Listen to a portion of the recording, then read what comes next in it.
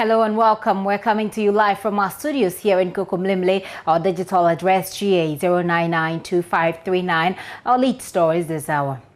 This afternoon, we humanize COVID-19 statistics as we take you on into an intensive unit care full of people battling for their lives as they struggle to breathe.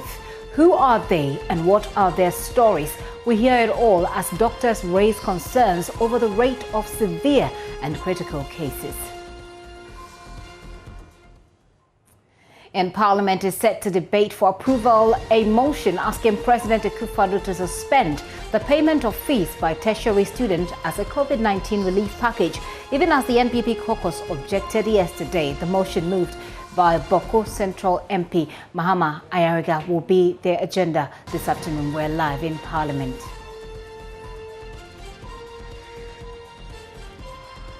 And investigations ongoing to establish whether or not the mother of a second baby rescued in a baby sales case was complicit or a victim.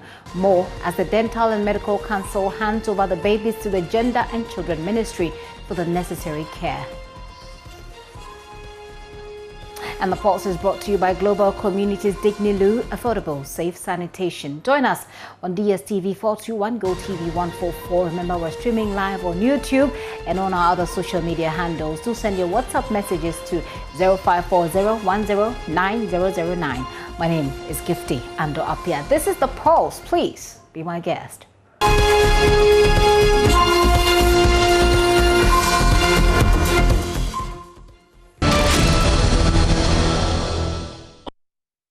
Let's go through the details of those stories now. Doctors treating COVID-19 patients in Ghana say they are worried about the severity of recent cases on their hands. The number of severe coronavirus cases is on a sharp rise, many in critical condition and needing assistance before they can breathe. Today, the JoyNews Health Desk takes you to Ghana East Hospital, where COVID-19 patients are battling for their lives. Matilda Gavi has that report.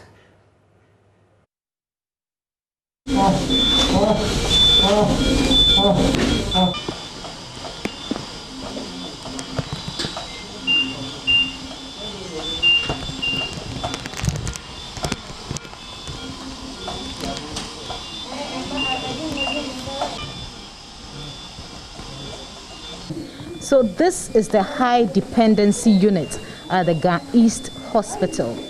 In this room, there are 4 critically ill COVID-19 patients needing the care and assistance of critical nurses who are going every length, who are doing all it takes to make sure these patients are stable and brought out of this unit. So we'll be monitoring what the nurses will be doing and give you all that you need to know for you to have a better understanding, for you to appreciate the message of COVID-19 that has been preached over the months.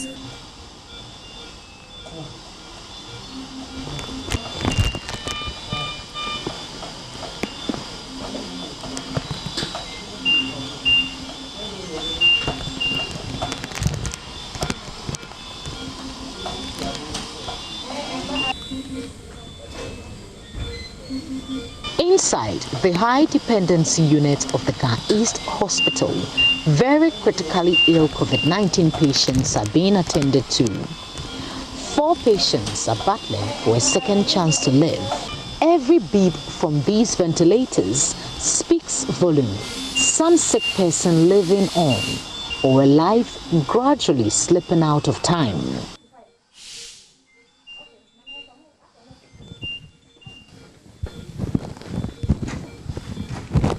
So what exactly are you doing? He's on oxygen, and then the system has gone down. Okay. So I'm just maintaining it, the level, so that he can take it. So that he can become stable? Yeah. So when they bring the other cylinder, then we can put him on it. Okay. The system, this is a central oxygen system. Okay. Yeah. And the system is down. So you can see here, it's written low oxygen flow. So they are now working on it for the system to respond, and then it will be normal. Okay, all right. But at this point, he's getting what he needs. Yeah. For now, so we are bringing a mobile oxygen. Okay. Yeah, for him to be on it for now. Okay.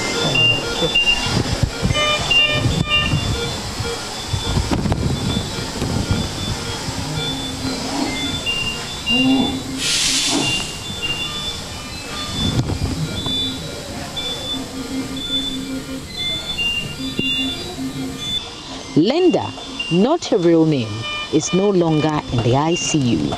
She's recovering from COVID-19 under very strict supervision. Before she tested positive, she was very mindful of adhering to the safety protocols until she let her guard down at a family gathering. Well, thank you. How long have you been here? If I tell you I can count my days, I'm lying. But just about, I think, almost a week. Almost a week. Yes. But generally, how is the body doing and everything? Super. Super. Yeah. Getting better. How did it happen? Were you not wearing your mask? At all. It's family. And I think we take it for granted. So I used to call myself the COVID police until the police caught me. You were COVID police in your family? My family. And you got it? What happened? Did you stop wearing your mask? I took it for granted one day. One day? Where did you go? Just family. Oh. Family, yes. And it happened to you? Yes, it did. What message can you tell people out there looking at the experience you are still going through? What I'm going through, I was very serious about it. Everywhere I went, I was campaigning for it. But one day, I just lost guard myself, and then it happened. So just be careful. It doesn't matter who or where you are. Grandma Ife stayed away from all public places, stayed home with the family, but got infected. How are you feeling now? I'm feeling much better than when I came. When did you come in? Last Monday. Last Sunday. Last Monday. Last week. Monday, okay. And what brought you here? Were you not observing the protocols like they were telling all of us? My grandchildren were for a party. Oh. And then after the party, they swam. So when they came to me, I think 2 days later, the big granddaughter was having some symptoms. By then, I didn't know the symptom. My eyes was like a running nose. Then later on, I saw that she was getting temperature. So we rushed her to the pharmacy if it's malaria. Then the pharmacist told us that it's not, but he just gave us some first aid. But when we came on the following day, I said, no, let's go to Nogochi. So the little one was coming closer to me. So I think after 4 days, I also started feeling a bit throat itching. But I didn't take it serious. I just went to do my concoction and I drank and it was over. Then 3 days later, that this thing will hit me. Wow. I kept vomiting. I was not coughing too. Oh. I kept vomiting till I was vomiting green. And then my son said, no, Mommy, you have got COVID. Let's go to the district hospital. So what happened to your grandchildren? Where are they? They went to Nogochi and they were all tested positive. So they have their own hospital they go to. Okay. But now they are fine. Oh, okay. They are at home. What would you tell people out there? You said you were not going out. You were not going for parties. You were even a caterer. You don't go out there to do your business. I didn't commit myself because I saw some things in London. Caterers who got trouble, even though they worked out of their hearts. People got COVID from them because I'm not the only one who is going to do the cooking.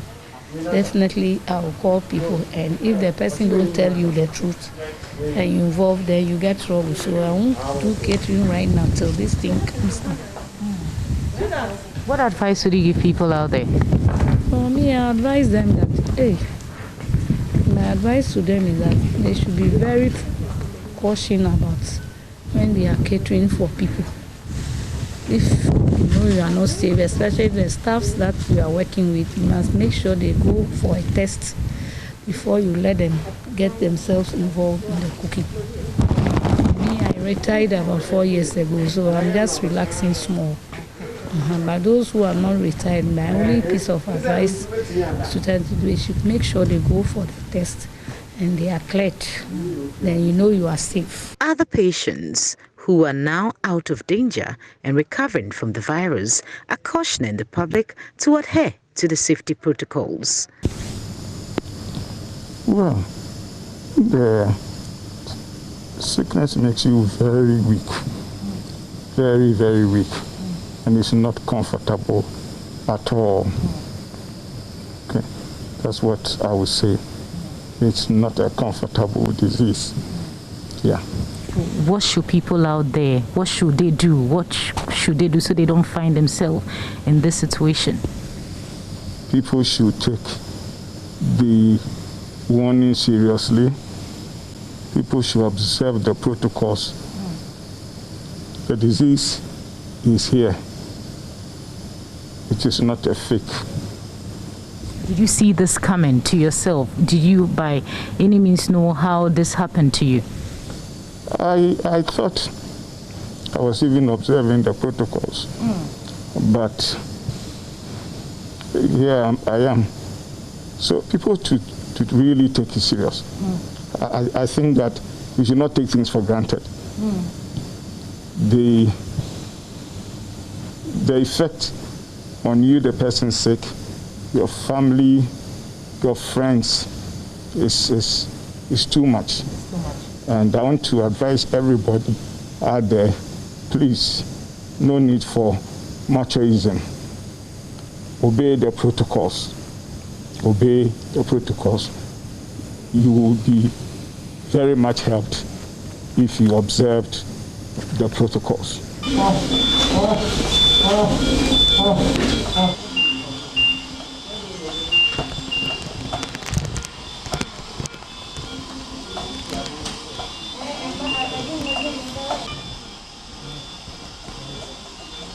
How long have you been here? I think I've been here for almost a week now. How did it happen? Did you see this coming? Surprisingly, I've been very careful as to how to manage my affairs on this COVID issue. But sometimes you are constrained. You find yourself in a lot of activities you cannot run away from. And so before you rise, Jack, you have it. I was anticipating that the COVID was going down after some time, especially getting to the Christmas time when we had the statistics. But of late, we don't get the statistics. So people think that COVID is still going down, but that's not the situation. Within the shortest possible time, we've seen a lot of people getting into it in their workplaces and all over the country. For me, I think that is a call on us as a country to sit up immediately once we are going to open schools in the next few weeks, months, whatever, that the government decides on. My life is in jeopardy, and the jobs places will have to start with working at home and making sure that places are not congested, because then we will not be able to fight the menace the way we have to. The COVID is real. It's painful to go through it, and I don't expect people to come into that situation that we find ourselves. So let us follow the due processes and the protocols that is ahead to the COVID and make sure that we have a better country running. If we are not able to sit up and we jeopardize our life into the next few months, there's a possibility that there could be lockout, and the consequence will be disastrous for the country and the economy as a whole. Ghana has done immensely, especially taking care of this COVID issue.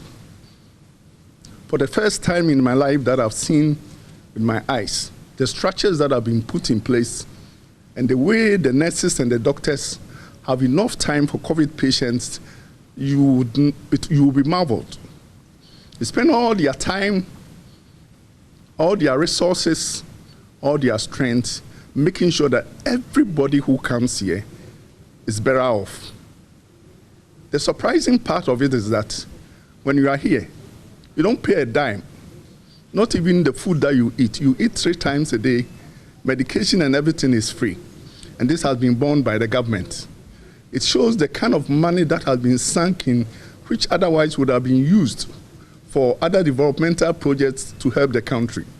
Let us be cautious of that, though we have this facility, not to stretch this facility, and so that the little money that the government would have used for other sources would have also been, redirected here again. But I think on a whole, the government have done well. A total of 62 COVID-19 patients are receiving care here, but the severity of their condition is a source of concern to health workers. Dr. Ebenezer Ojo-Mensah is the medical superintendent at the Ga East Hospital. Well, Ga East has been seeing COVID or been involved in COVID management since March 2020. Okay. Yes, we've seen almost 1,008, 1,009 patients so far. But we've noticed an increase in the number of ill patients since the beginning of this year, 2021. Our emergency room has been inundated with very ill patients. Okay. We see a significant increase in the number of admissions. Shall I say probably 2-3-fold increase in the number of ill patients we are admitting as compared to the first surge, if I should put it that way. Okay, so it means, so last year, how many cases were you seeing on a daily basis? And when you compare that figure to this year, within this period, how many cases are we seeing now? Towards the end of year last year, we were doing on average 2-3 ill patients a day. Currently, we're doing about on average 10 ill patients a day, and we still have a backlog. I must confess that over the past 2-3 days, we have admitted very, very few patients because our emergency room is full and we cannot admit further any new patients. So we've had to direct them to other hospitals for care. So at the moment, as we speak now, Ga East does not accept new cases? We reduce the intake because we want to make sure those on admission get the best of care and recover before we take in any further new patients. So luckily, the infectious disease center is up and running now. Okay. So most of our new patients have been diverted to the infectious disease center. Okay, so the cases that are coming in, the symptoms they are manifesting, what are they generally? The major symptom we have is cough and difficulty breathing. Okay. And that alone is a basis for admission. Okay. Let's remember COVID-19 is a respiratory problem. The virus attacks the lungs, destroys the lungs, and makes breathing difficult. Okay. Then you could become septic, where the virus gets into the blood and then causes a severe infection, which could lead to death, could lead to destruction of a lot of your organs. And that's what we're seeing now. That comes again with increased mortality. As has been said worldwide, for this year, there is a new variant, and that variant seems to be, when it affects you, it's more severe because a more severe infection. And because a more severe infection, it's more difficult to deal with. And unfortunately, lives are being lost. And we believe that the increased mortality is most likely because of the new variant. Wow. And are we seeing more of such here? Yes, if you compare the severity of illness we're seeing now to what we had in the past, to what we had in 2020, we think more people are ill now than last year, and the severity of the illness has increased compared to what we were seeing last year. And this can't be due to chance. So if a new variant what exactly is accounting for what we are seeing now? You said in the last 2 to 3 weeks. What is accounting for this rise or these changes we are seeing, the severity you're talking about? Well, this coincides with the worldwide pattern of increased severity of COVID-19 across the world. If you look at most countries, UK, Germany, etc., they are more or less closing up now because they have more ill patients on admission. If you listen to international news, and that's exactly what we're experiencing now. And it has been acknowledged that the new variant is in country, including and these are known to cause more severe disease. So since we've had quite a few of our compatriots coming over the holidays, we believe that one way or the other, the new variant has found itself into the country and could be contributing to the severity of the disease we are currently seeing. That does not mean the old variant is not there. It's still there. It's still causing illness and disease. But when you compare the severity now to what we had earlier, we believe something has changed. Yes. So there are people who are talking about this new variant and some of the symptoms it's showing up with. Some are saying swelling, rashes. Some of the cases, the person didn't show the regular symptoms that we know of COVID, like the chest and then the cough and all that. They are showing different signs. Are we by chance seeing any of these similar things here too as well? Well, for us in the hospital, most of our clients who come to us are ill. And usually it's from respiratory conditions. Okay. Doc, there's this perception out there that I would like you to speak directly to. We've been out there speaking to people, members of the public, trying to find out from them, because a lot of people are saying that it's because we've laxed the protocols. That's why we are seeing these cases. Well, I do not believe that COVID is just a disease of the rich, or it's just the rich that are dying. We've seen deaths. I have a morgue, and I know that our bodies are brought in, day out, and they are not only for rich people. Yes, the rich may be the one who probably get tested and get confirmed, for which reason we can say that, well, he or she died from COVID. Whereas the middle class or lower class may not necessarily go test, but they may be ill, find themselves in one hospital or the other, lose their lives, and probably end up being classified as non-COVID because they haven't been tested. COVID is out there, it's killing everybody, irrespective of your socioeconomic background. Yes, and the middle class, higher class tend to have more comorbidities, diabetes, hypertension, etc. So it's quite account for why we may be seeing more of COVID in more of them ill than in the lower class. It doesn't mean they don't have it, probably because they do not have comorbidities. They tend to have a milder form of the illness, whereas those with comorbidities may be ending up with severe form of the illness. But it's no respect of class. So what are we not doing right? What are we not doing right, and what must we do to possibly bring down the cases that you have had to deal with in the past few weeks? I believe we still need to go back to the basics, the infection prevention protocols. I admit that during the festive season we lacked a bit in adherence to protocols. During the festive season? During the festive season, we lost a bit, and it has continued till now, where you can now enter a shop without any hand hygiene being practiced. You see a few people entering shops even without face masks, and they are allowed in. That was not possible. That was not allowed. We need to go back to that. This is primarily a respiratory illness spread through droplets. If I have my face mask on and you have your face mask on, the likelihood of spreading the infection or contracting it from each other is very minimal. So basic, if you need to get in close contact with anyone, just make sure you have your face mask on.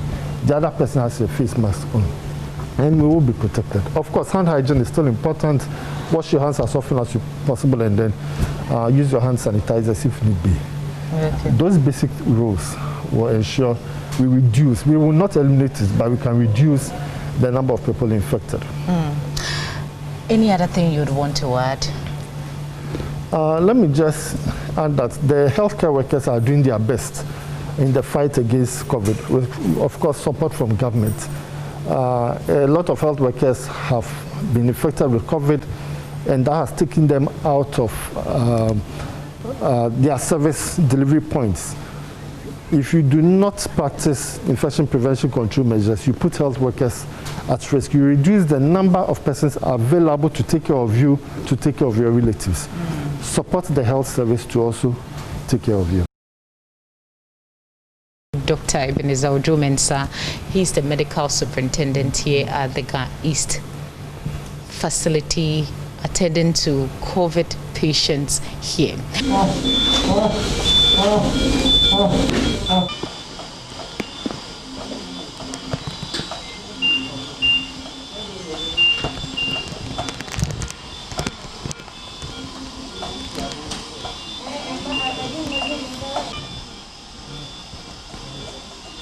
If for any reason you have doubted the COVID-19 messages that have been out there, if for any reason you have let your guard down, you have ignored the safety protocols that have been outlined by doctors on the front line, the visuals from this room alone should tell you something. See how critically ill COVID-19 patients are battling for their lives.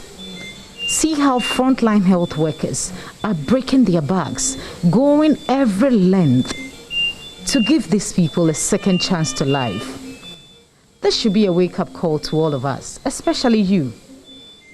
For JoyNews, Matilda Gavi, Ga East. And that certainly tells you the story. I mean, at the end of the story, you see the gentleman who is receiving oxygen, struggling a lot to breathe. That's something that we're taking for granted right now. Let's mask up and do what we ought to do. Now, the Central Region Police Command has arrested over 100 people on the street for violating the COVID-19 protocols. The operation that was carried simultaneously throughout the region. In that process, the police say it is to ensure strict adherence to the wearing of face masks. Richard Kojonyako joined the operation. Here is his report.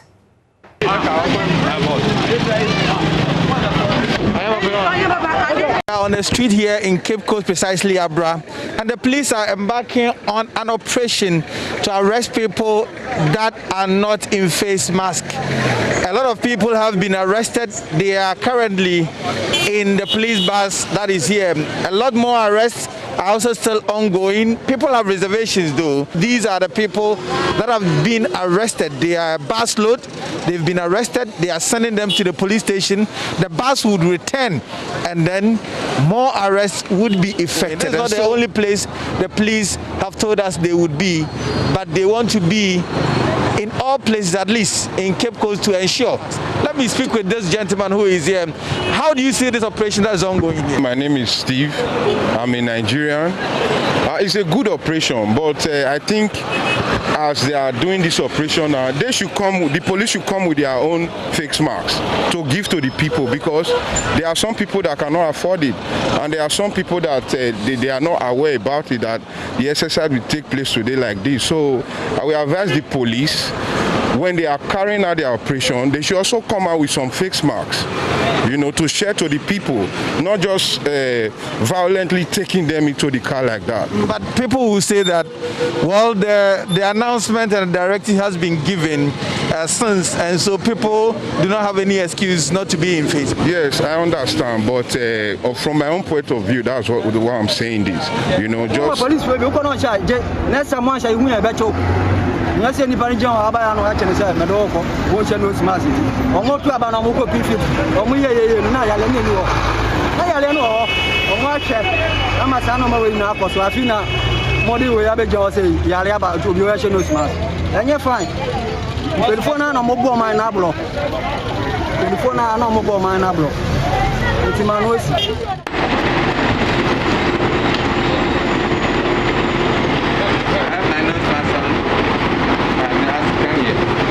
We are currently at the regional police headquarters. The people you see here, it is not a conference that they are organizing, but these are the people that have been arrested for non-compliance of the COVID-19 protocols. So you see they've been given seats here at the regional police headquarters. We are waiting for the action that would be done by the police, whether to caution them and leave them so that next time they comply, comply or whether they will be put before court.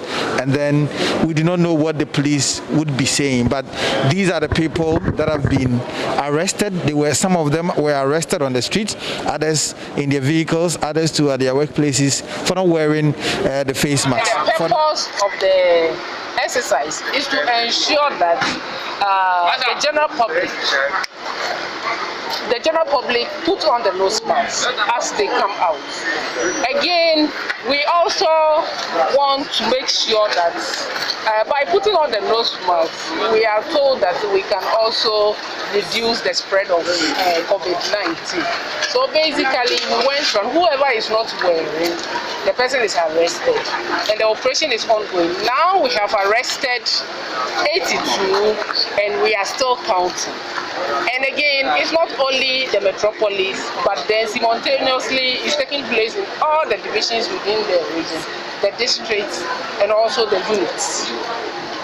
What is enforcement agents? And we need to investigate, and then by powers given by the Attorney General, if we have evidence, then we push it to the court. So currently we have just started the operation. We are taking statements. That is part of the investigative process. So when we finish and we have our evidence, we push it to court. However, I want to remind you that this is a billable offense. Power is the court that can give that permission. So we have to put our evidence together and then push it to the court, and the court decides.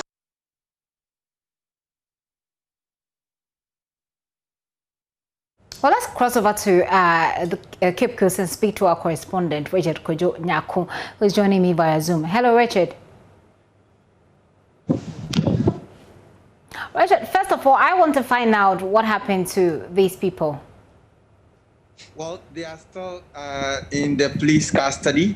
The police are doing the necessary documentation to process them before court, but they say that it's a bailable offense, and so their relatives could come in to bail them. We do not know what the conditions would be. So currently, that is what the situation is with the police. It looks like the police is obviously trying to make a statement on the back of President Akufo-Addo's directive, obviously saying that if you don't comply, this is what will happen to you. But a little concern over how the arrests are conducted, and I don't know if this question has been posed to the Central Region Police about how the men are being, hustled and shoved into the vehicle. Were they resisting?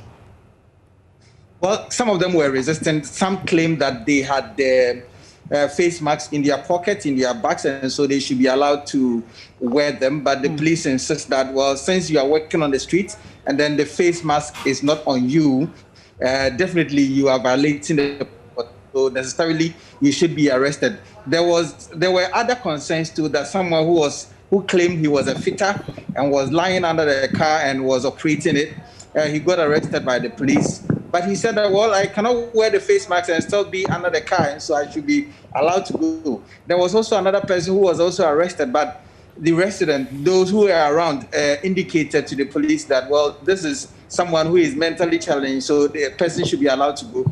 Such a person was allowed to go. But it was a few people that resisted, but the police, according to them, they used some minimal force in getting them arrested. They were put in the bus of the police. They were sent to the police station. So the bus will go, return, and pick other people as well. By the time I was leaving the police headquarters, the regional police headquarters, we could count up to about 150 people who were there. In fact, the interesting aspect of it is that those who were not wearing at the time of the arrest, they quickly died and then bought some of the face masks that were being sold there. And so it also served as a business for those people that were also selling the face masks there. So ideally, you got people, especially normally, if you go on the street of Cape Coast, if you meet 10 people, probably 2 people might not be in mask. But today, the situation was different. When the police activated this operation, a lot of people, you see that they have taken some steps in putting the masks on. Well, Richard, thank you very much. We look forward to seeing how this pans out and how it actually ends. Richard Kojo Nyakon there joining us in Central Region, where some arrests have been made. About 100 of them have been arrested. Let's go to the Upper West Region, where we are learning that 2 students of the Francis Xavier Seminary tested positive for the virus. Rafiq Salam is joining me on Zoom. Hello, Rafiq.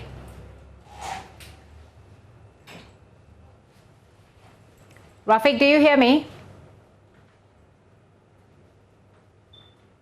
Looks like Rafiq is having difficulty hearing me. Also, I'll let you know that shortly we'll be going over to Parliament, where they're debating the motion that was moved by Mahama Ayariga, essentially is asking President Akufo-Addo to waive first-year fees as well as admission fees for students. We'll be going to Parliament shortly. Let me quickly get this update on Rafiq. Hello, Rafiq. Rafiq, tell us more about this story.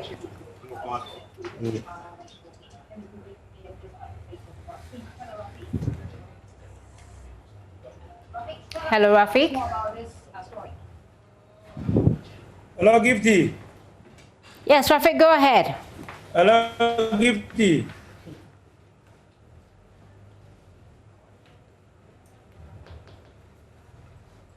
I'm obviously having a challenge hearing Rafiq Salam there, but we're told that some students have tested positive for COVID-19. The Participatory Action for Rural Development Alternatives, an NGO based in the Upper East Region, is encouraging the use of hands-free hand-washing equipment in the country. Abesori has more. The hands-free hand-washing equipment are made from empty barrels. There are 9 of them. 4 are fitted with solar panels and sensors, allowing users to wash their hands without touching any part of the hand-washing setup. The remaining 5 hand-washing setups are manually operated using the foot, so users do not touch them with the hands. The Participatory Action for Rural Development Alternatives, PADA, has donated these hand-washing setups to the Upper East Regional Health Directorate for onward distribution to selected healthcare facilities to help in the fight against the spread of COVID-19. Dr. Michael Wambiego is director of PADA. PADA is very proud that Ghanaian young people have come out with this ingenuity, and it is very fantastic. It stands the world anywhere, and it can be used anywhere, and people really admire it. And we want to showcase this also to the world, so that those who are interested in other parts of the world, they can come to Ghana and learn technique, because we have used the waste of this land to be able to produce something like 19. And that is why we have decided to provide this. It is a little bit expensive for the average Ghanaian, but as an institution, we believe that Ghana Health Service, Ghana Education Service, and other institutions should be able to procure some of them instead of the ordinary bucket where you have to open here and close and then touch so many things.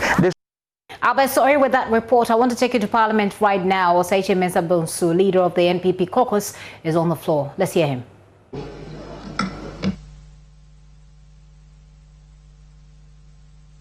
Mr. Speaker, we agreed that tomorrow we should have the meeting, the sitting, begin at 10 o'clock in the forenoon because of a few things that we want to engage in. So for tomorrow, we'll move that the House sits at 10 o'clock in the forenoon.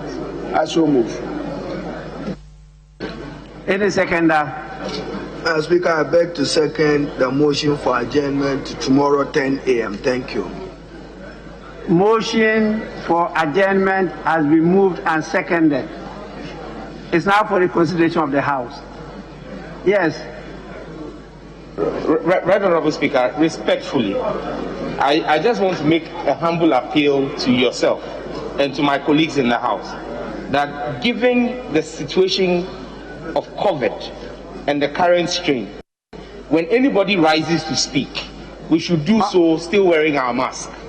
Because the circulation area... That's one of the issues to be discussed at the joint caucus meeting. Thank you, Mr. Speaker. Thanks so much.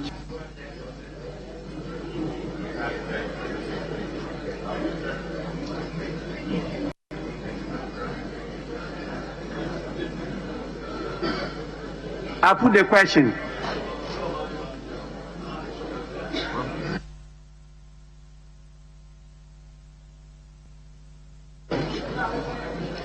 All those in favor of adjournment to tomorrow at 10 in the forenoon, say aye. Aye. Those against,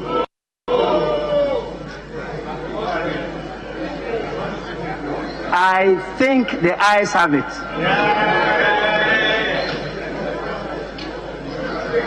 The ayes have it. The House is accordingly adjourned.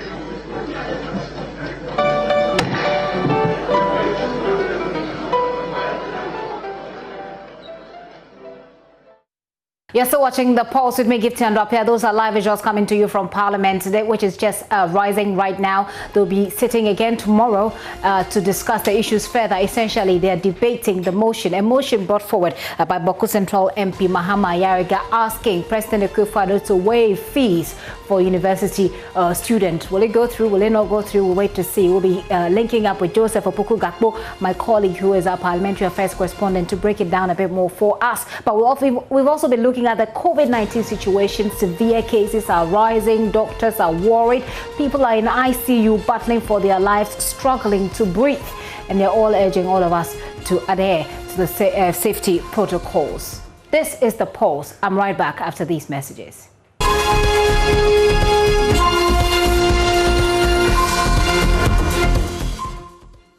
Hey, welcome back to the show. Let's talk a little bit more about coronavirus. Now, students of AME Zion Basic School in Sonuta, a salt and farming community near Agbozume in the Ketu South municipality, are facing challenges with congestion as they return to school in the midst of COVID-19 pandemic. Ivy Setoji has more in this report. This is the Sonuta AME Basic School, and the poverty level, we understand, is very high here. You can see the classroom block. They are congested in the classroom. In this era of COVID, if something is not done quickly about it, it is going to be a disaster. Few of the students were not in their face masks, and they are still congested. Some of the students spoke to us about the congestion and the need for government to help them. Both pupils and school authorities are worried the situation makes them all susceptible to infections. The aged-old buildings are near collapse, the woods holding the roofs are weak, and the walls are gradually deteriorating, with part of the walls chipping off. Adding COVID-19 makes it even more frustrating, as they are yet to receive government support of PPEs. Here are some of the students. We are in the class, we are not feeling comfortable in the class. If you see the block is not good. Even some of us in the class, when we are teaching, we don't feel comfortable. We don't have textbooks to learn in the class. Some of us, we don't have books, we are suffering from COVID, so we need nose masks to protect ourselves and hand sanitizer. I need to put in my name. And as you can see, our classroom is not good. Even if you come to school, which you have to maintain social distance because there are not too many classroom desks in the room, so all of us will just gather in one place. We are calling up to the government because we are counting on him to come and give us more desks so we can learn. Even in our community, we don't even have water to drink. You can see the classroom blocks there. Because of salt, our classroom blocks are all gone. We are counting on the government to come and help us so that we can get classroom blocks and even new classrooms to learn. Headmistress for the school, Gladys Koshi, worries as much as the teachers want to help pupils to learn, they may be demoralized by the state of the building. The community has given indications it is willing to support, but generating funds by themselves has been difficult, especially with COVID-19 still lurking. Even teachers come to school and you see them standing. We want to call on the government to come to our aid so that we can solve some of the problems for now. Because during this season, the COVID era, there's nothing we can do apart from requesting on the government to come and assist us. The nose mask is much needed for all the students because we can't do without them this season. So we are appealing to the government to come and help us. People somewhere are also living in comfortable classrooms and they are learning. But this one is not our making. We are ready to teach. But we can't continue teaching this student in this classroom. We don't know when something will happen to this block and the life of the student will be in danger. So we are pleading to government to come and help us. Here's Assemblyman for the area. We, the community, we have tried our best. And the community, the building at the back over there have not yet completed. It's the community that have tried to put on that structure. But yet now they have felt difficult to complete it. So we are trying our best to handle the situation, but now it's now over. We can't do anything about it because it is very seriously that if somebody is from somewhere supporting you, you people can do something. But the community, they are feeling difficult, their financial problem is down poor. So there's no way they can support the teachers and the community and the PTAs. No. So we are feeling difficult to continue with this nature. So we are pleading with you people. Thank you for you people coming. Everyone that is listening to me now, I'm pleading with everybody to support me, either my family members or everyone that is outside over there to help us. No one should hear this news and put it under his pillow. I need their help, please. Ivy Setoji's report for JoyNews. Well, Ivy is joining us from the Volta region. Ivy, it's been 4 days since school resumed. How are students coping, especially from where we've just told the story? Well, I think it's improving as the day goes by, but the fact is students are still not coping. They are not adhering to the protocol. Some of them say that they are unable to breathe well with the masks. And also, as we said earlier, teachers are also trying their very best to control them. Now, the school we went to earlier, that particular school is congested. So social distancing is a no-no in that school. They are asking for infrastructure. That is Sonuto AME Zion School near Agbozimanike to South. They are asking for infrastructure so that the students can have some breathing space and class to avoid the COVID-19. We saw most of them with face masks. A few of them were not in face masks, and they are still congested in class. Even water to wash their hands is also a problem because, according to them, they have to walk a long distance to get water to wash their hands. And so these are some of the issues bothering them. But Ivy, thank you very much for that report. Now I'll take you to the northeast region where 3 persons are in police custody in Wale have tested positive for COVID-19. Police and health authorities have confirmed this, and Eliasu is our correspondent in the region. He's joining me right now for details. Eliasu, I almost called you Erastus. Tell us, how did this happen? Well, this is just a breaking news situation we are getting from health and police authorities here in the West Mamprese municipality. I'm told that the news was confirmed about 2 p.m. And so a few hours ago that this news was confirmed to authorities. And what we are learning is that these persons are currently in custody at Nasia, the police station there. We understand they were 11 and they were due for custody, prison custody in Gambaga.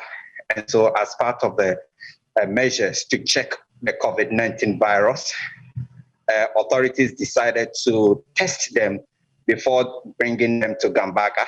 And we are now learning that out of the 11 that were tested, 3 have now been confirmed to have coronavirus. And so they are currently at the Nasia cells here in Wale. So I assume that they have been separated from the rest of the people in cell. Yes, we understand there are a lot of people currently in that cell, but that cell has 2 rooms, as we understand from authorities. And so these 3 persons have been separated and they are now kept in that isolated room. We understand they have already, health authorities have started treatment already. We understand this morning, in fact, we understand as we speak right now, we understand authorities are still there treating these particular persons who have tested positive for the virus. You know whether or not any police officer was exposed? Yes, exactly. We understand a lot of police officers were exposed and they have started the contact tracing process.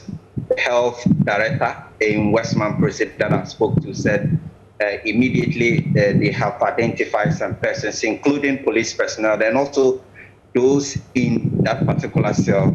And so the contact tracing process has begun.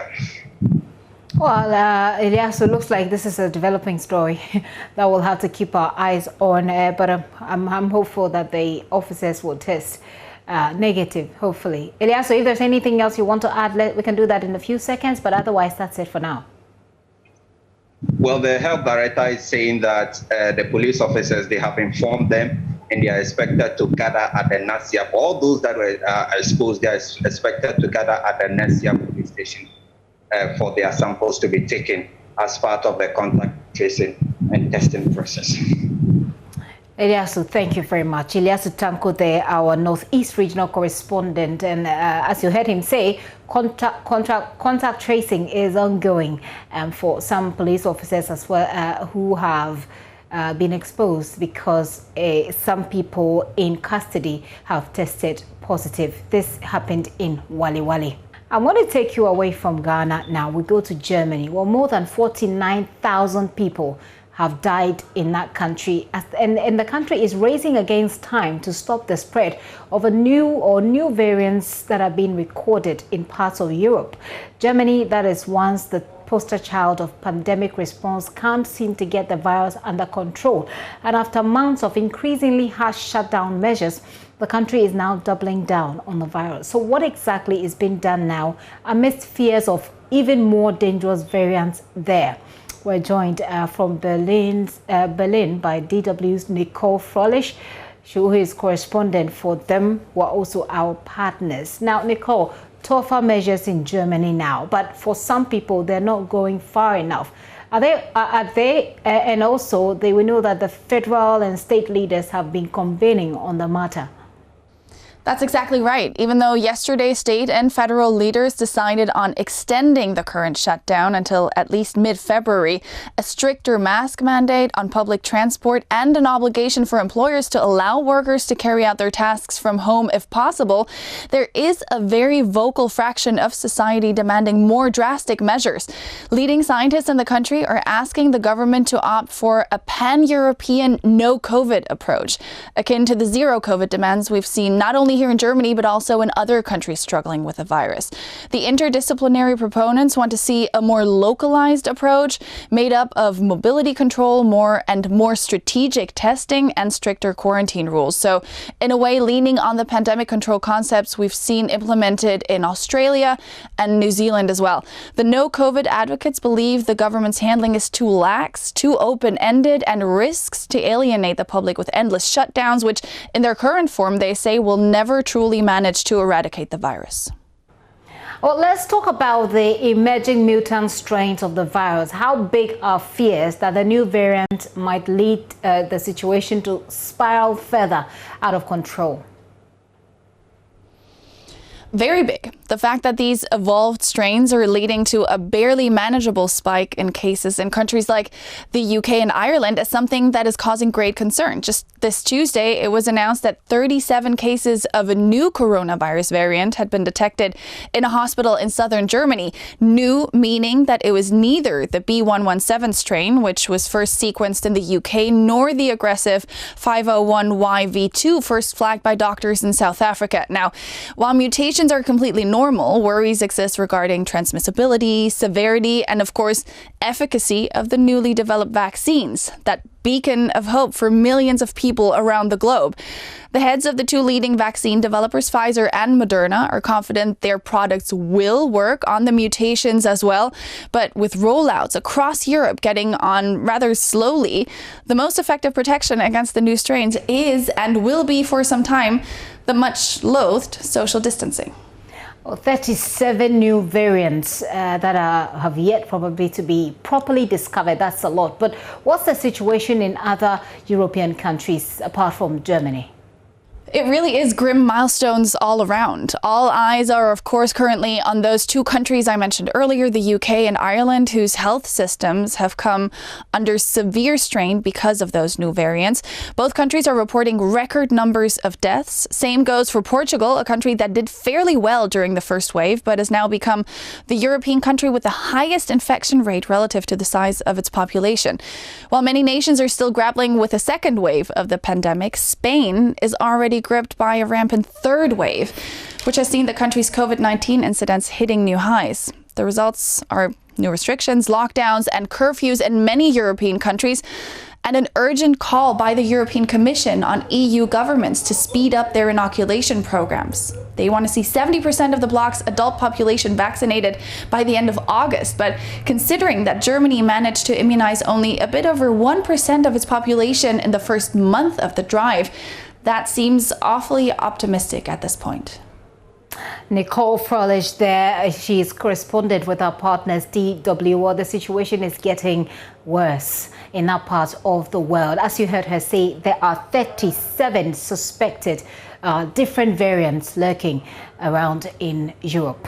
Now, away from that, Acting Registrar of the Medical and Dental Council, Dr. Divine Banyubala, says that mothers of two of the babies rescued from a baby stealing syndicate have been reached. This will allow for them to be reunited after investigations. Before we hear from him, the Economic and Organized Crimes Office arrested 11 members of the baby harvesting and trafficking syndicate here in the Greater Accra region. They steal babies apparently from their mothers at hospitals and sell them.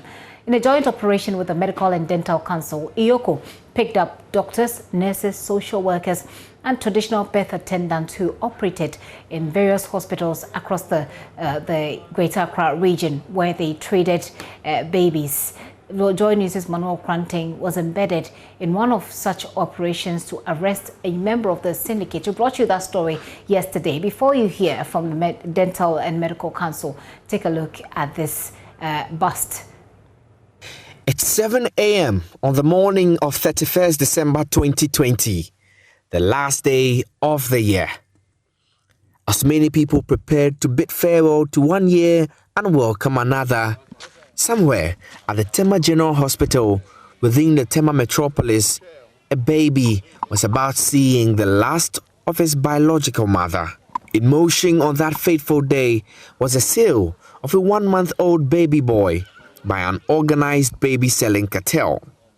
This syndicate is made up of several people, including doctors, nurses, and social welfare officers, among others, all of whom are entrusted with the responsibility of providing assistance to mothers and their newly born babies. Their operations had been on the radar of the Medical and Dental Council for a while. And today, the council has teamed up with the officers from Economic and Organized Crime Office, IOCO, to foil one of such illegal transactions.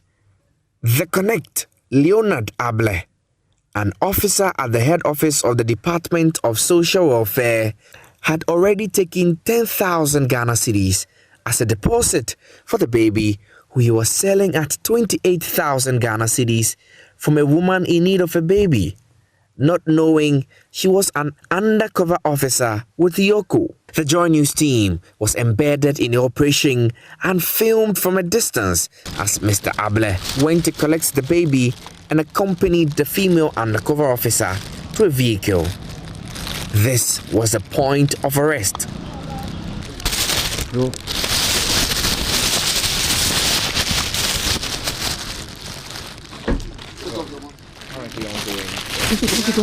Leonard Able was arrested and the baby retrieved. on-site interrogations revealed Mr. Able was not alone. His accomplices, a nurse, only identified as Nancy, and the head of the social welfare at the hospital, also referred to as Auntie Doris, had heard of the arrest and immediately bolted. I've called her several times, but she's not picking up, so I keep on calling. I don't know what to do. What is her name? What is her surname? There's a woman who left in the car, in the taxi. She left in the taxi? Yes. They gave money that I should go and pay them. Okay, so what's the evidence that you paid? Oh, so the woman said that. Which woman? Nancy said that she had done adoption before. And she said that she had somebody, she has a baby, an abandoned baby here. Doris said she had an abandoned baby here. You get me?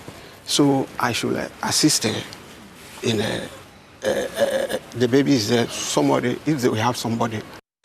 Not even a call from the medical director of the facility could get them to return. Can you come right away to my office? The General Hospital, Director's office. Yes. 1 hour's time. The entire morning went by with the arrested suspect pleading for mercy as he sent the team on a wild goose chase from one facility to the other in search of his other accomplices. Yes, but the way my name, my this thing, I beg you. Help me, I beg you. Yes. So help me. I'm asking. Can you go help me? They give you money. They give you money. Did you take any money? They give money that I should go and pay them. Okay. The day ended with one arrest as the task force worked other leads to effect more arrests. For JoyNews, Manor Quanting's report. Well, acting registrar of the Medical and Dental Council, Dr. Divine Banyubala, says the mothers of the two of the babies are currently in their care, but that they've reached out to the mothers, but the babies are in the care of the Gender Ministry. As you will imagine, the babies are in our custody. The babies, not a baby. No, they are babies. Because there's one baby we bought at Susan Clinic, and we bought another one that was from Dangbe Community Hospital that was delivered to us in Tema General Hospital. Wow. So there are two baby boys that are in our custody. And we are taking care of the babies. In fact, one of them was determined to have been a preterm baby. And we have gotten the best pediatricians in the country to take good care of them. We have opened up what we will call weighing cards for the purposes of the lay persons that may be watching us and listening. And so they are taking their immunization. We have put them on their right immunization schedules. And then we have 24/7 care providers that are taking very good care of the babies. We are working together with Yogo to have the babies properly transferred into the custody of the Ministry of Gender, Children and Social Protection under the Social Welfare Department, so that the babies will then be taken care of for the time being as the wards of the state. That means we don't know, we haven't been able to trace their parents. Not exactly. We have been able to trace both mothers. But to the extent that we have not been yet able to trace their fathers, then that statement is half true. But the fact is that we have been able to trace a parent each of the two boys, in this case, the mothers. Okay. And what he says is that the children are in the care of the Gender Ministry, like you heard him say. They're investigating to find out whether or not the two mothers that they talk about are complicit. In fact, yesterday when he spoke on Newsnight with my colleagues Emefa Apau and Ernest Menu, indicated that one of them, it's been established that one of them was actually complicit. The other, he says, is a 17-year-old SHS student, and they are yet to establish why or the reasons, or her level of involvement in this operation. While it's common knowledge that the coronavirus pandemic has adversely affected many sectors of the economy, and the agri sector has not been left out, but agri economists are asking farmers to change their strategies to ensure better yields. They were contributing to a discussion at the 72nd Annual New Year School and Conference held at the University of Ghana. Judith Awachitando reports. Conference was held on the theme Building Ghana in the Face of the Global Health Crisis. Agric economists took turns to outline the impact of the pandemic on the sector and proffer solutions at overcoming the accompanying challenges. Head of agribusiness firm Guzakuza, Nana Ajwa Sika Amponsa, urged farmers to employ advisory services to boost their businesses. Agricultural economist Prof. Irene Eju observed the COVID-19 pandemic was an eye-opener to many in the industry. According to her, it has taught them relevant lessons to change their strategy and improve their produce. It has exposed our weaknesses. I wouldn't say that COVID, for instance, has caused the shortages or the low supply we are seeing now. It's been there every year. Agri goes through cycles because we are not using the right implements to manage soil health. She urged farmers to explore other food sources instead of focusing on the few popular ones. There are a lot of unexplored food sources for us Ghanaians that we should continue to give enough attention to in terms of research, extension, and all the things that we do for maize and rice.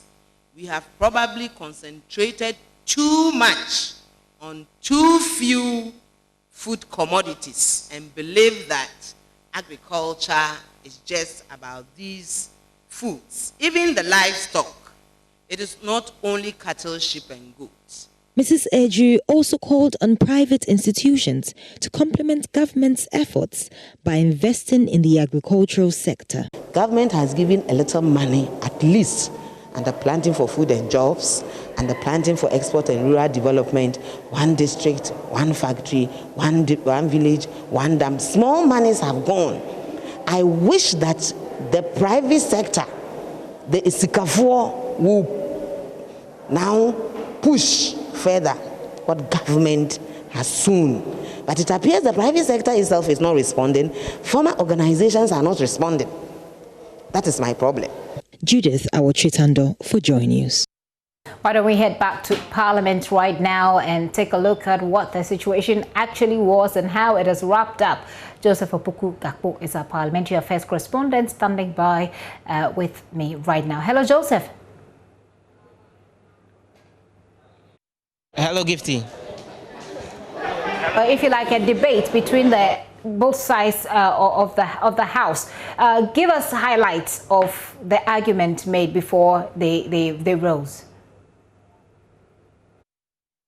And so today there was a question around whether the House should actually go ahead and debate the specifics of this particular motion. When the Speaker, Alban Babwin, brought it up for a conversation initially, the first person to raise a red flag was Dr. Matthew Opoku Prempeh, the MP for Menchia North, who is the immediate past Minister for Education. And he drew the Speaker's attention to something that had happened yesterday.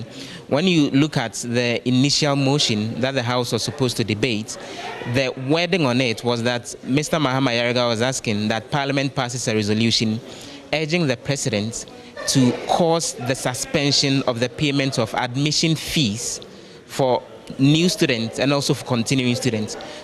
Essentially, following the initial preliminary objection that was raised by the MPP yesterday, including them making an argument that Parliament actually has the power to do that and not necessarily the President, because Parliament passed a law that allowed for the setting up of those fees. Well, eventually the conclusion after 2 hours of debate on the preliminary objection was that Mr. Yarega was going to amend the said motion in order to allow for it to be debated today, and that the amended motion will contain the specifics, because fees come with a very elaborate detail on the various specifics that go into it, including SRC dues, tuition fees, academic facility user fee, and all the other details. So eventually the agreement was that the motion should not be debated, and that today, when the House comes to debate it, leadership should have reached a consensus on what specifically Parliament should be asking the President to suspend the payment of. Well, it looks like leadership couldn't reach a consensus on that.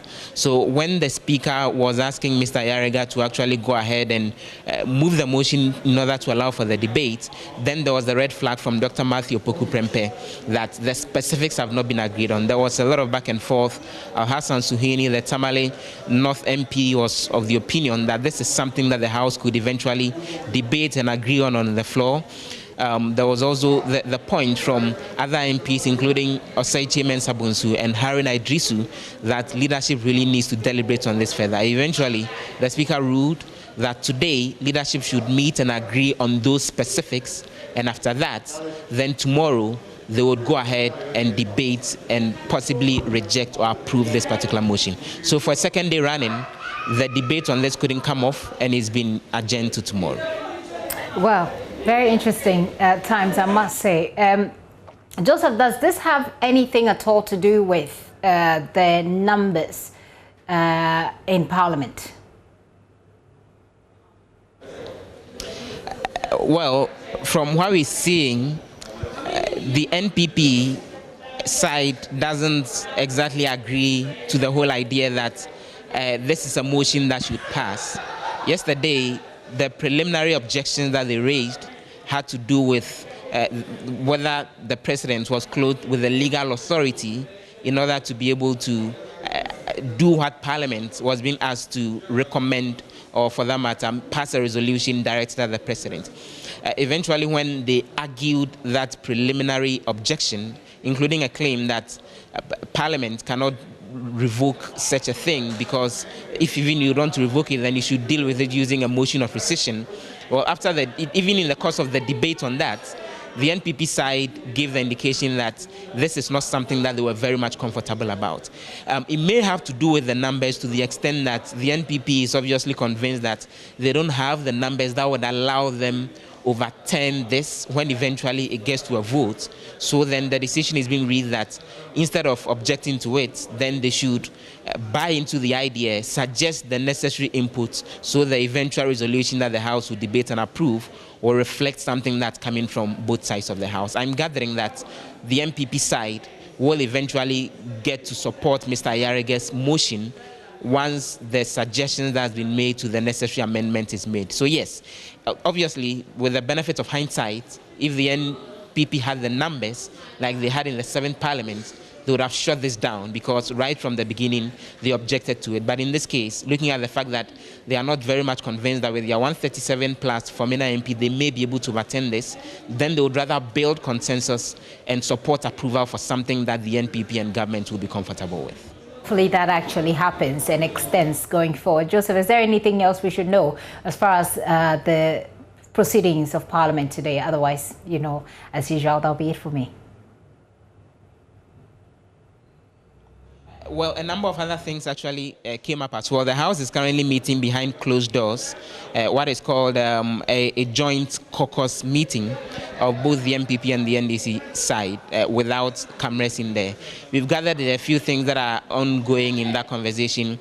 First of all, there's a conversation around COVID-19 and how Parliament can ensure that MPs abide by the various COVID-19 protocols. It came up briefly on the floor when the Ningo Prampram MP, Samuel George, was asking that the Speaker directs that MPs who get up on the floor to speak wear their mask. Eventually, the Speaker indicated that they will deal with that when they go into this closed-door meeting.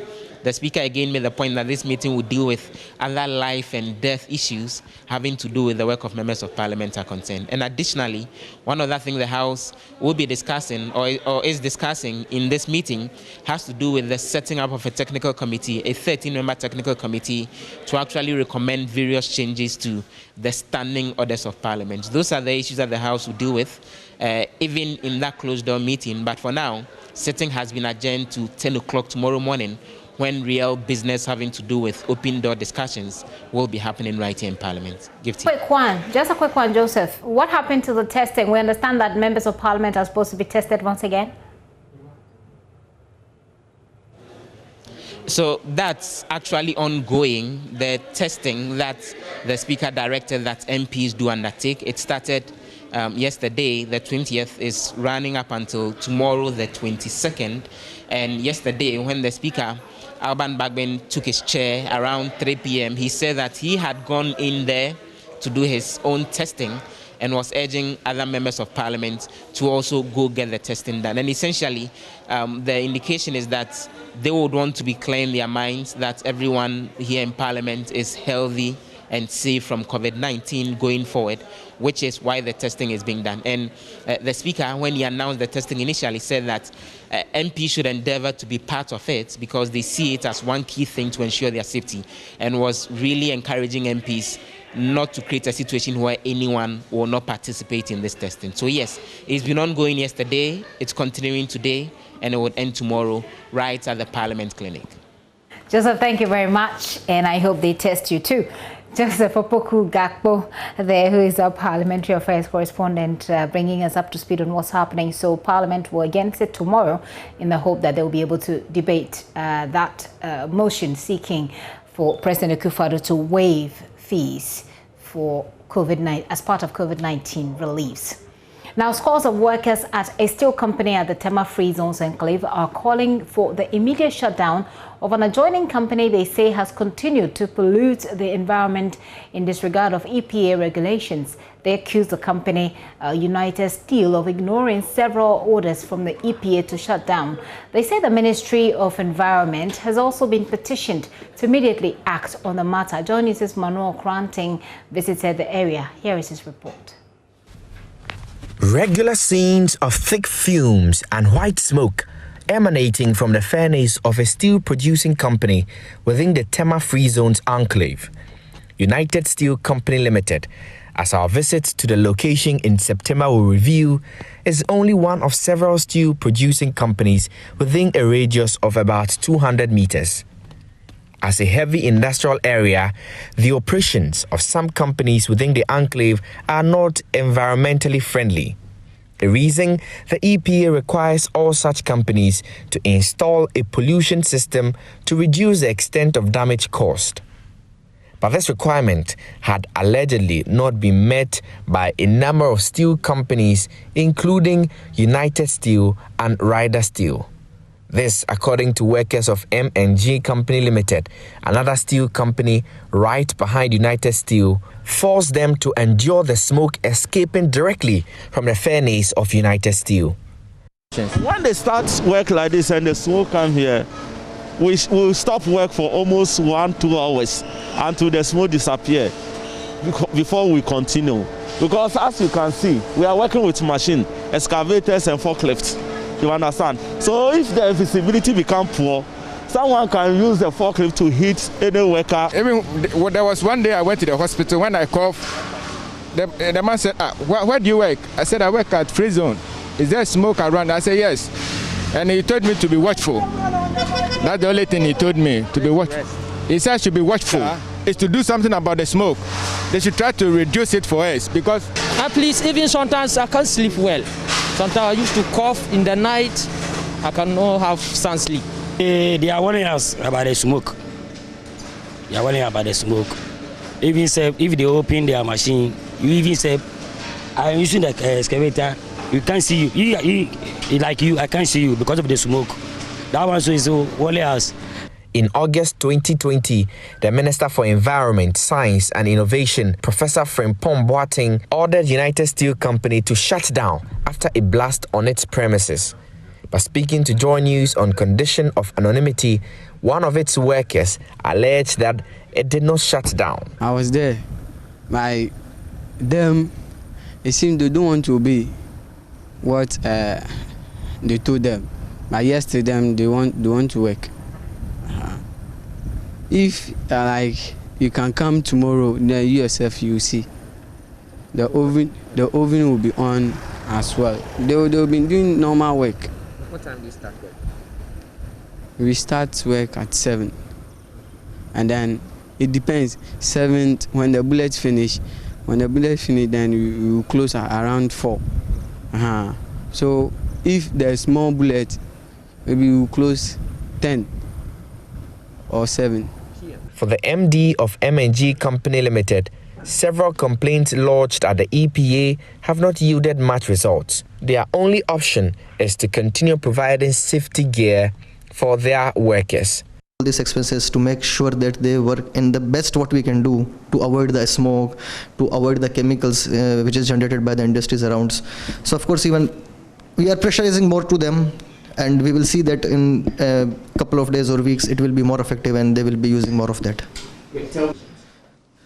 Okay, so the cost implication is the first. Coming to the cost, it's been the medical expenses for the workers outside and everything, which is specifically most of the expenses, medical expenses, is coming out of the smoke. Till now the company is somehow managing to cover all those expenses, but since we are not sure that how long we can go with this, we are covering now almost 2 years for the medical expenses, and the people working around us it's not lower staff. It's not like 25 or 30. It's around 200 people working with us, and we have already incurred a huge cost in terms of medical facilities, the safety, and everything. See, the safety, I can keep it apart because it's a part and parcel of the business. Attempts to get management of United Steel Company Limited to respond to these allegations proved futile. Well, joining me via Zoom for a quick conversation on this is the Adams Akins. He's the foreman of M&G Metals, and he's a co-leader. He's a leader of the petitioners, those who have been petitioning the Environmental Protection Agency. Mr. Akins, has there been a response from the EPA so far?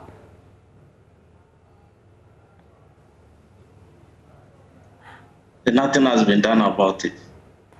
Since we sent a petition, we've not heard anything from the EPA. Help me understand the processes you went through to petition the EPA. What exactly did you do? Well, as we all know, because we are facing a lot of problems because of this smoke, we went to the EPA office to send them a letter in the form of petition that they should come to our aid and solve this problem for us. But nothing has been done. We've not heard from them. Even before going to the EPA, we also went to the Environmental Health and Safety to meet a woman called Madam Christie. I spoke to her personally, and according to her, she asked a person, or they cannot do anything without the knowledge of the EPA. So as any office that we go, all of them are pointing fingers on the EPA. We went to the police station. From police station, they asked us to go to the EPA. That's why we went to the EPA to petition them, because they are those who can order them to control the pollution system. So when you served the letter on EPA, did you get any indication that that letter has been received by the right people? Well, we sent to the office and they received the letter as by normal process. When you send a letter to the office, there's a secretary to attend to, and the secretary will endorse that it has been received. So as we sent to them and the endorsement was done, we know that they've received it. Just that the response hasn't come. So whether the boss at the EPA received the letter or not, we will send it to them. That one, don't know. So now that the EPA has not responded, or you haven't had any official response from the EPA, what do you intend to do next?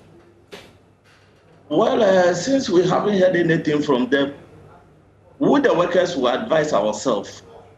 I think the best thing is to go on the streets and demonstrate.